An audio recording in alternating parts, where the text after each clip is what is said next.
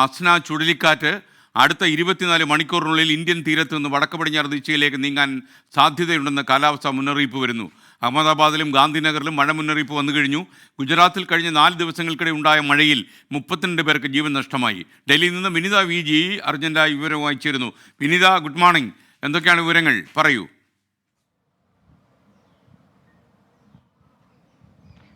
Very good morning എസ്കെൻ സൂചിപ്പിച്ചതുപോലെ തന്നെ ഈ ന്യൂനമർദ്ദം കഴിഞ്ഞ ദിവസമാണ് അസ്ന ചുഴലിക്കാറ്റായി രൂപപ്പെട്ടത്. തുടർന്ന് ഗുജറാത്ത് തീരങ്ങളിലൊക്കെ വലിയ രീതിയിലേക്കുള്ള ആശങ്കയുണ്ടായിരുന്നു. അവിടങ്ങളിൽ താമസിക്കുന്ന ആളുകൾക്കൊക്കെ തന്നെ അവർ മുന്നറിയിപ്പും നൽകിയിട്ടുണ്ടായിരുന്നു. ഇപ്പോൾ നമുക്ക് ലഭ്യമായിരിക്കുന്ന വിവരം, ഈ ചുഴലിക്കാറ്റ് അടുത്ത 24 മണിക്കൂറിൽ ഇന്ത്യൻ തീരത്ത് നിന്ന് വടക്ക് പടിഞ്ഞാറ് ദിശയിലേക്ക് നീങ്ങാൻ സാധ്യത എന്നുള്ളത് തന്നെയാണ്.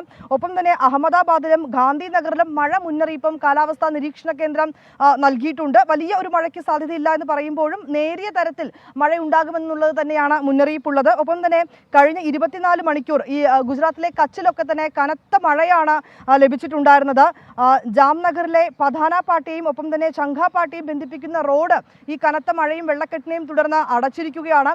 ഒപ്പം ഇനി ആ മഴക്കെടുതിയിലേക്ക് വരികയാണെങ്കിൽ കഴിഞ്ഞ 4 ദിവസമായി ഗുജറാത്തിൽ കനത്ത മഴയും വെള്ളക്കെട്ടുമാണ് രൂപപ്പെട്ടിട്ടുണ്ടായിരുന്നത്. ഈ മഴക്കെടുതിയിൽ ഏതാണ്ട് 32 പേർക്കാണ് ജീവൻ നഷ്ടമായതെന്നാണ് നമുക്ക് അറിയാൻ കഴിയുന്നത്.